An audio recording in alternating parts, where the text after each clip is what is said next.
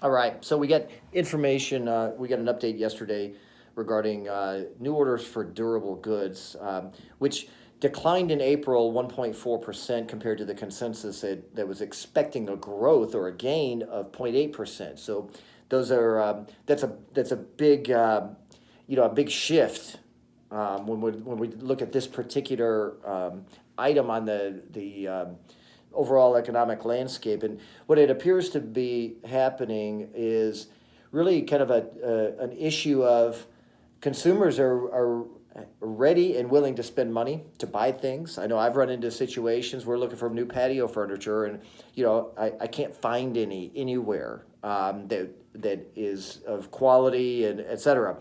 And so you may have run into issues as well finding particular items or having to wait, in some cases weeks, some cases months, trying to get a new appliance or some new furniture or whatever that you're looking for. So the big picture is we've got a lot of issues, and it seems like consumers and demand is pushing hard, trying to use the money that they have to buy things, but suppliers are having a hard time because of various reasons, labor shortages, overall inventory, and raw materials accessibility and cost.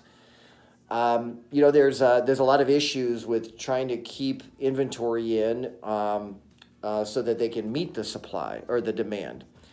So we've got that tug of war going, which again, as we've been talking, if labor costs could take a big jump, just like supplies and the cost of commodities and raw materials, those costs have jumped significantly. If we see these measures, stay where they're at or continue to rise, we're looking at some long-term inflation problems. So that's what we're watching. I don't want to sound like I'm just constantly harping on inflation, but there's a lot of indications that we need to pay attention to that could turn into some serious problems with inflation. So we'll keep watching.